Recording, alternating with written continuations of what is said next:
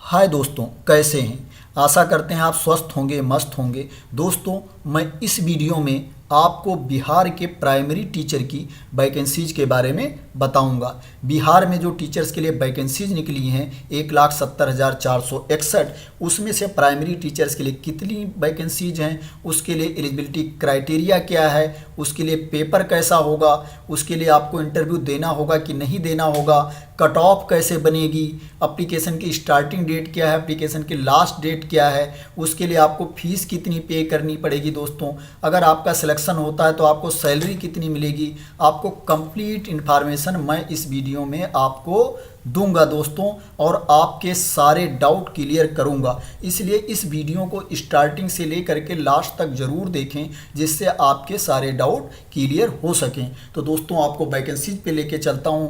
जो कुल वैकेंसीज हैं 79,943 हैं। अराउंड 80,000 वैकेंसीज प्राथमिक अध्यापक के लिए हैं दोस्तों, जिसमें से सामान्य विषय के लिए 67,066 वैकेंसीज हैं, उर्दू के लिए 12,729 वैकेंसीज हैं, बांग्ला के लिए 148 वैकेंसीज हैं। अगर इन वैकेंसीज को जोड़ दिया जाता है तो टोटल वैकेंसीज हो जाती हैं 79,943। इसी में दिव्यांग लोगों को आरक्षण भी दिया जाएगा दोस्तों, जिसमें दृष्टि बाधित के लिए 834 पद आरक्षित हैं, मूक बधिर के लिए 811 पद आरक्षित हैं, अस्त दिव्यांग के लिए 787 पद आरक्षित हैं, मनोविकार बहुदिव्यांग के लिए 767 पद आरक्षित हैं, स्वतंत्रता संग्राम सेनानी के परिवार वालों के लिए 1594 पद आरक्षित हैं। अब दोस्तों, इसमें आपको सैलरी कितनी मिलेगी, वेतन कितना मिलेगा। इसमें जो मूल वेतन है दोस्तों 25,000, अगर दूसरे भत्तों को जोड़ दिया जाए तो आपकी सैलरी जो बैठेगी अराउंड 40,000 से ऊपर बैठेगी। 40 प्लस सैलरी आपकी बैठेगी।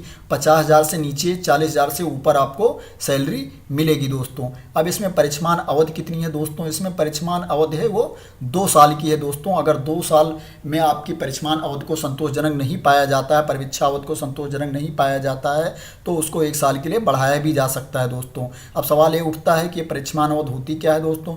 ये प्रोबेशन पीरियड होता है। जब आप कोई जॉब स्टार्ट करते हैं तो स्टार्टिंग में आपको प्रोबेशन पीरियड पे रखा जाता है कि अगर आप उस जॉब के लिए सूटेबल नहीं हो तो आपको निकाला भी जा सकता है। तो इसमें जो परिक्षमान अवधि है इनिशियल में 2 साल की है। अगर वो संतोषजनक नहीं पाई जाती तो 1 साल के लिए आपको बढ़ाया भी जा सकता है दोस्तों। अब आगे चलते हैं और देखते हैं कि और इम्पॉर्टेंट इन्फॉर्मेशन क्या है दोस्तों। इसमें क्या है कि जो विषयवार आरक्षण रोस्टर है वो वेबसाइट पर बीपीएससी के दिया गया है, उपलब्ध है, आप वहां से देख सकते हैं दोस्तों। और जो ये वैकेंसीज हैं ये घट बढ़ भी सकती हैं। विज्ञापित रिक्तियों की संख्या औपबंधिक है, जो घट बढ़ भी सकती है। अभ्यर्थियों की संख्या के अनुरूप परीक्षा का संचालन 1 से अधिक चरणों में आयोजित किया जा सकता है दोस्तों। क्या है कि वैकेंसीज बहुत ज़्यादा हैं तो लोग अप्लाई भी बहुत ज़्यादा करेंगे, इसलिए जब कैंडिडेट ज़्यादा हो जाएंगे तो जो परीक्षा 1 से 2 चरणों में या उससे ज़्यादा चरणों में भी हो सकती है दोस्तों।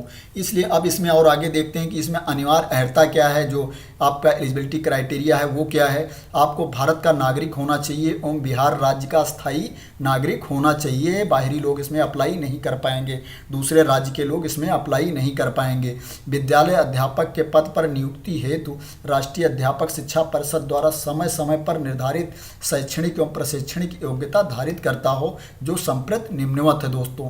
अगर आप प्राथमिक विद्यालय के लिए अप्लाई करना चाहते हैं तो आपको न्यूनतम 50% अंकों के साथ उच्चतर माध्यमिक तथा प्रारंभिक शिक्षा शास्त्र में डिप्लोमा द्विवर्षीय होना चाहिए दोस्तों। ये उच्चतर माध्यमिक है, जो इंटरमीडिएट है, इसको क्लास 12 भी बोलते हैं। आपको 12वीं पास होना चाहिए या आपको इंटरमीडिएट पास होना चाहिए। उच्चतर माध्यमिक जो आप इसको बोलते हो, उच्चतर माध्यमिक का मतलब इंटरमीडिएट, 12वीं, ये सब एक ही होता है। इसके बाद क्या है, अथवा न्यूनतम 45% अंकों के साथ उच्चतर माध्यमिक एवं प्रारंभिक शिक्षा शास्त्र में द्विवर्षीय डिप्लोमा, जो राष्ट्रीय अध्यापक शिक्षा परिषद विनियम 2002 के अनुसार प्राप्त किया गया हो।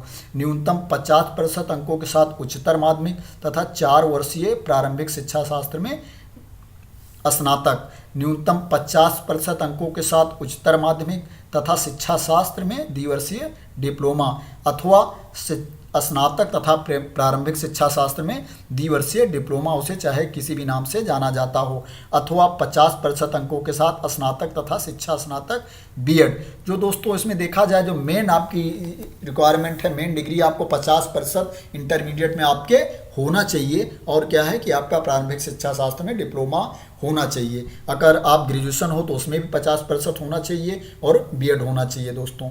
उसके बाद क्या है, बीएड हो ग्रेजुएशन हो फिर भी अप्लाई कर सकते हो, इंटरमीडिएट है और उसके बाद डिप्लोमा है फिर भी आप अप्लाई कर सकते हो। अगर आपके पास क्या है कि पीजी की डिग्री है और बीएड एमएड है फिर भी अप्लाई कर सकते हो।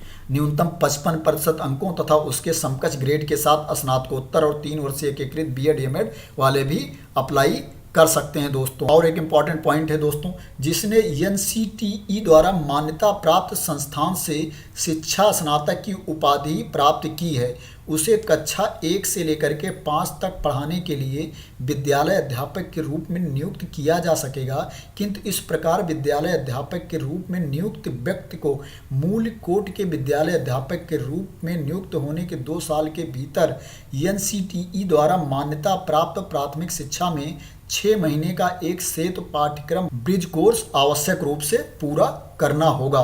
संबंधित विद्यालय अध्यापक को इस प्रशिक्षण को पूरा करने हेतु 6 महीने का संवैतनिक अवकाश मान्य होगा। जिसने भी एनसीटीई से मान्यता प्राप्त किसी संस्थान से 3 वर्षीय एकीकृत बीएड एमएड की योग्यता हासिल कर ली है उसे कक्षा 1 से 5 तक पढ़ाने हेतु विद्यालय अध्यापक के रूप में नियुक्त किया जा सकेगा, बशर्ते कि विद्यालय अध्यापक के रूप में नियुक्त व्यक्ति को प्राथमिक विद्यालय अध्यापक के रूप में नियुक्ति के 2 साल के भीतर राष्ट्रीय अध्यापक शिक्षा परिषद द्वारा मान्यता प्राप्त प्रारंभिक शिक्षा शास्त्र में अनिवार्य रूप से 6 महीने का ब्रिज कोर्स करना होगा। संबंधित विद्यालय अध्यापक को इस प्रशिक्षण को पूरा करने हेतु 6 महीने का संवैतनिक अवकाश मान्य होगा। इसके बाद दोस्तों, अगर वर्ग 1 से लेकर के 5 के उर्दू पदों पर आप अप्लाई करना चाहते हैं तो बिहार राज्य मदरसा शिक्षा बोर्ड मौलाना मजहरूल हक अरबी एवं फारसी विश्वविद्यालय पटना द्वारा प्रदत्त मौलवी आलिम अथवा किसी मान्यता प्राप्त बोर्ड से उर्दू में इंटरमीडिएट 50% अंकों के साथ अथवा किसी मान्यता प्राप्त विश्वविद्यालय से उर्दू में स्नातक की शैक्षिक योग्यता मान्य होगी। वर्ग 1 से लेकर के 5 के लिए बांग्ला शिक्षकों के पदों पर इंटर में 50% अंकों का बांग्ला अथवा किसी मान्यता प्राप्त विश्वविद्यालय से बांग्ला में स्नातक की योग्यता मान्य होगी। इसमें और एक इम्पॉर्टेंट पॉइंट है दोस्तों, समकक्ष तकनीकी शिक्षा की डिग्री अथवा प्राच्य भाषा विशेष से संबंधित डिग्री सामान्य विषय विद्यालय अध्यापक वर्ग 1 से 5 पद पर नियुक्ति है तो मान्य नहीं है। किसी सोसाइटी अथवा ट्रस्ट के द्वारा स्थापित स्वैच्छिक संस्थानों द्वारा प्रदत्त भाषा विशेष की उपाधि डिग्री भी विद्यालय अध्यापक पद पर नियुक्ति हेतु मान्य नहीं होगी। कक्षा 1 से लेकर के 5 तक के विद्यालय अध्यापक के मूल कोटि के पद पर नियुक्ति हेतु शैक्षणिक एवं प्रशिक्षणिक योग्यता में अनुसूचित जात, अनुसूचित जनजात, अत्यंत पिछड़ा वर्ग एवं दिव्यांग के अभ्यर्थियों को न्यूनतम निर्धारित अर्हतांक में 5% की छूट दे होगी। अब दोस्तों इसमें देखते हैं कि आपकी डिग्री कौन सी मान्य होगी, कैसी मान्य होगी, जो आपको प्रमाण पत्र लगाना है वो कौन सा मान्य होगा, कौन सा मान्य नहीं होगा। दोस्तों इसमें क्या है कि विद्यालय अध्यापक के पद पर नियुक्ति हेतु शैक्षणिक एवं प्रशैक्षणिक प्रमाण पत्र की मान्यता से संबंधित उपबंध केंद्र अथवा किसी राज्य सरकार द्वारा स्थापित बोर्ड से निर्गत मैट्रिक अथवा समकक्ष एवं इंटरमीडिएट अथवा समकक्ष प्रमाण पत्र मान्य होगा। केंद्र अथवा राज्य सरकार के अधिनियम से गठित विश्वविद्यालय या विश्वविद्यालय अनुदान आयोग से मान्यता प्राप्त विश्वविद्यालय द्वारा निर्गत स्नातक एवं स्नातकोत्तर का प्रमाण पत्र मान्य होगा। एनसीटीई अधिनियम 1993 के प्रवृत्त होने के पूर्व केंद्र या किसी राज्य सरकार द्वारा मान्यता प्राप्त संस्थानों से अथवा एनसीटीई अधिनियम के प्रवृत्त होने के उपरांत एनसीटीई से मान्यता प्राप्त संस्थान अथवा वैसे राज्य केंद्र शासित प्रदेश जहां राष्ट्रीय अध्यापक शिक्षा परिषद एनसीटीई अधिनियम प्रभावी नहीं है उस राज्य केंद्र शासित प्रदेश द्वारा मान्यता प्राप्त संस्थान द्वारा निर्गत प्रशैक्षणिक प्रमाण पत्र मान्य होगा।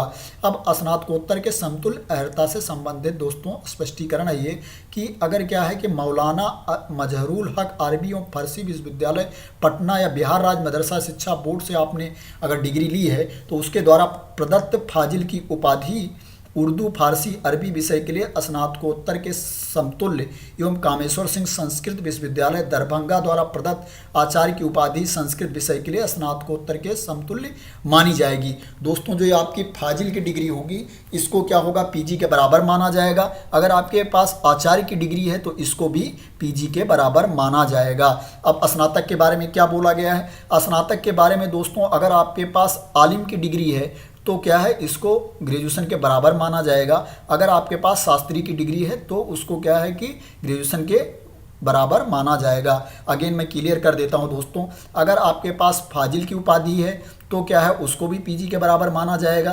अगर आपके पास आचार्य की उपाधि है तो उसको भी पीजी के बराबर माना जाएगा।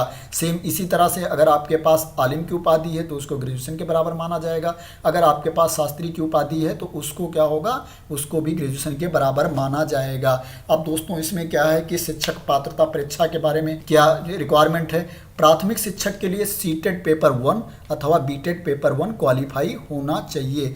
अगर आप प्राइमरी में अप्लाई करना चाहते हो, प्राइमरी टीचर के लिए अप्लाई करना चाहते हो, तो आपको सीटेट पेपर 1 अथवा बीटेट पेपर 1 क्वालिफाई होना चाहिए दोस्तों। इसमें और क्या है कि दोस्तों एक इम्पॉर्टेंट पॉइंट है कि वर्ष 2012 से पूर्व नियुक्त एवं कार्यरत शिक्षक जो दक्षता परीक्षा उत्तीर्ण होंगे के लिए शिक्षक पात्रता परीक्षा में उत्तीर्णता अनिवार्य नहीं होगी। दोस्तों इसमें एक और इम्पॉर्टेंट पॉइंट है, शिक्षक प्रशिक्षण के वैसे अभ्यर्थी जो शैक्षणिक योग्यता धारित करते हों, पात्रता परीक्षा उत्तीर्ण हों एवं शिक्षक प्रशिक्षण पूरा कर लिए हों तथा शिक्षण प्रशिक्षण की परीक्षा में सम्मिलित होने वाले हैं, अगर आपका एग्जाम होने वाला है, वो भी विद्यालय अध्यापक के पद पर नियुक्ति हेतु आवेदन दे सकेंगे, बशर्ते शिक्षक प्रशिक्षण की परीक्षा का आयोजन 31 अगस्त से पहले हो जाना चाहिए। दोस्तों अगर आप किसी फाइनल ईयर के पेपर में एग्जाम दे रहे हो तो भी आप अप्लाई कर सकते हो, बस क्या है कि 31 अगस्त से पहले उसका पेपर हो जाना चाहिए। फॉर एग्जांपल जैसे क्या है कि आप कक्षा से 1 से लेकर के 5 तक के लिए अप्लाई करना चाहते हो, आपके पास शैक्षणिक योग्यता भी है, आपने सीटेट भी क्वालिफाई कर लिया है, परंतु प्रशिक्षण योग्यता से संबंधित पाठ्यक्रम के अंतिम वर्ष में हो, तो विद्यालय अध्यापक के पद पर आप अप्लाई कर सकते हो, बशर्ते कि प्रशिक्षणिक योग्यता संबंधित परीक्षा का आयोजन 31 अगस्त से पहले हो जाना चाहिए। दोस्तों इसमें आपकी एज कितनी होनी चाहिए प्राइमरी टीचर के लिए, जो न्यूनतम आयु है दोस्तों ये 18 साल है, 18 वर्ष होनी चाहिए। जो मैक्सिमम आयु है, अधिकतम आयु है दोस्तों, वो अनारक्षित के लिए, अनारक्षित पुरुष के लिए 37 वर्ष, पिछड़ा वर्ग के लिए, अत्यंत पिछड़ा वर्ग, पिछड़े वर्ग की महिला एवं अनारक्षित महिला के लिए 40 वर्ष एवं अनुसूचित जात तथा अनुसूचित जनजात पुरुष एवं महिला के लिए 42 वर्ष होनी चाहिए दोस्तों। अगेन क्लियर कर देता हूं, जो आपकी मिनिमम न्यूनतम आयु है वो 18 साल होनी चाहिए प्राइमरी टीचर के लिए अप्लाई करने के लिए, और दोस्तों जो मैक्सिमम आयु है वो अनारक्षित के लिए 37 वर्ष, पिछड़ा वर्ग, अत्यंत पिछड़ा वर्ग, पिछड़े वर्ग की महिला एवं अनारक्षित महिला के लिए 40 वर्ष एवं अनुसूचित जात तथा अनुसूचित जनजात पुरुष एवं महिला के लिए 42 वर्ष। जो आपकी रिटायरमेंट की एज है दोस्तों ये क्या है कि 60 साल है दोस्तों, रिटायरमेंट की एज है जो 60 साल की है। अब इसमें क्या है कि आपका पेपर कैसे होगा दोस्तों इसमें क्या है, प्राइमरी टीचर के लिए आपके 2 पेपर होंगे।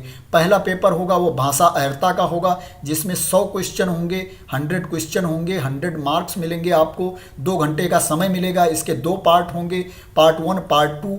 पहले पार्ट के लिए आपको 25 अंक मिलेंगे, 25 क्वेश्चन होंगे। दूसरे पार्ट के लिए आपको 75 अंक मिलेंगे, 75 क्वेश्चन होंगे। दूसरा जो आपका होगा वो सामान्य अध्ययन का पेपर होगा, इसमें जो क्वेश्चन होंगे आपको, प्रश्न होंगे 120 होंगे, 2 घंटे का समय मिलेगा, इसके लिए आपको 120 अंक मिलेंगे दोस्तों। अब इसके बाद और आगे चलते हैं, ये पेपर कैसा होगा दोस्तों इसमें जो पेपर होगा आपका उसमें बहुविकल्पीय आपके क्वेश्चन होंगे। सभी विद्यालय अध्यापकों के लिए ली जाने वाली लिखित परीक्षा वस्तुनिष्ठ एवं बहुविकल्पीय आधारित होगी। प्रत्येक गलत उत्तर के लिए नेगेटिव मार्किंग की जाएगी, ऋणात्मक अंक दिए जाएंगे दोस्तों। अब इसमें मिनिमम आपको कितना अंक लाना जरूरी होगा दोस्तों, अगर आप सामान्य वर्ग में आते हैं तो आपको मिनिमम 40% अंक लाना है, 40%। अगर पिछड़ा वर्ग में है आपको तो 36.5% लाना है। अगर अत्यंत पिछड़ा वर्ग में है तो आपको 34% लाना है। एवं अनुसूचित जात, अनुसूचित जनजात और महिला तथा निःशक्त दिव्यांग उम्मीदवारों को 32% अंक लाना अनिवार्य है, तभी क्या होगा कि वो मेरिट लिस्ट के लिए सिलेक्ट होंगे, नहीं तो इस परीक्षा से बाहर हो जाएंगे, उनको क्वालिफाई नहीं माना जाएगा। अभ्यर्थी किसी एक ही विषय का चयन कर सकते हैं जिस विषय में उन्होंने पात्रता परीक्षा उत्तीर्ण किया है। यदि अभ्यर्थी एक से अधिक विषय में शिक्षक पात्रता परीक्षा उत्तीर्ण हुए हों, उस स्थिति में अभ्यर्थी अपनी इच्छा से एक विषय का चयन कर सकते हैं दोस्तों। इसमें क्या है कि आपका इंटरव्यू नहीं होगा, इसमें साफ साफ लिखा है, इसमें साक्षात्कार नहीं होगा। इसमें जो क्या है, लिखित परीक्षा के आधार पर आपकी मेरिट बनेगी, उसी में सफल उम्मीदवारों को उन्हीं को सिलेक्शन दिया जाएगा। दोस्तों और आगे चलते हैं कि इसमें देखते हैं कि आप क्या है कि कितनी बार परीक्षा दे सकते हैं। दोस्तों इसमें क्या है, आप अधिकतम 3 बार परीक्षा दे सकते हैं, 3 बार से ज़्यादा परीक्षा नहीं दे सकते हैं, यहाँ पे दिया गया है। ठीक है, आयोग द्वारा की गई अनुशंसा नियुक्ति का अधिकार तब तक नहीं प्रदान करेगी जब तक कि यथा आवश्यक प्रमाण पत्रों की जांच के उपरांत प्रशासकीय विभाग संतुष्ट न हो जाए कि अभ्यर्थी विद्यालय अध्यापक के पद पर नियुक्ति के लिए सभी दृष्टियों से उपयुक्त है। दोस्तों आपका डॉक्यूमेंट वेरिफिकेशन होगा, उसके बाद जब विभाग सेटिस्फाई हो जाएगा तभी आपको सिलेक्शन मिलेगा। दोस्तों जो ये आपका एप्लीकेशन स्टार्ट होगा वो 15 जून से स्टार्ट होगा और एप्लीकेशन की लास्ट डेट है वो 12 जुलाई है। 15 जून से आपका एप्लीकेशन आवेदन स्टार्ट होगा और 12 जुलाई के पहले पहले आपको अप्लाई कर देना है। 12 जुलाई लास्ट डेट है। अब दोस्तों इसमें आपको फीस कितनी देनी है, दोस्तों इसमें मैं बता देता हूं। अभ्यर्थियों को प्रत्येक पद के लिए बायोमेट्रिक फीस के रूप में 200 रुपये तथा अलग अलग आरक्षण कोटिवार निम्न शुल्क जमा करना होगा। सामान्य अभ्यर्थियों के लिए 750 रुपये, अनुसूचित जाति अनुसूचित जनजाति के लिए 200 रुपये, सभी आरक्षित अनारक्षित वर्ग महिला उम्मीदवारों के लिए 200 रुपये, दिव्यांग अभ्यर्थियों के लिए 200 रुपये और उसके बाद अन्य सभी उम्मीदवारों के लिए 750 रुपये। दोस्तों इसके बाद इसमें क्या है कि इसमें जो 200 रुपये बायोमेट्रिक फ़ीस के रूप में आपको जमा करना, उसमें छूट भी मिल सकती है। क्या लिखा है, वैसे अभ्यर्थी जिनके द्वारा ऑनलाइन आवेदन में पहचान पत्र के रूप में आधार संख्या अंकित किया गया है उन्हें बायोमेट्रिक फ़ीस के रूप में 200 रुपये अतिरिक्त शुल्क प्रति पद का भुगतान नहीं करना होगा। दोस्तों अब इसके बाद इसमें एक और इम्पॉर्टेंट पॉइंट है दोस्तों, क्या है कि पूरा एप्लीकेशन आप फिल करने के बाद ही आप फीस पेमेंट करें। दोस्तों इसमें लिखा है परीक्षा शुल्क या ऑनलाइन पेमेंट करने के पूर्व सुनिश्चित कर लें कि आवेदन में प्रविष्ट की गई सारी सूचनाएं सही हैं।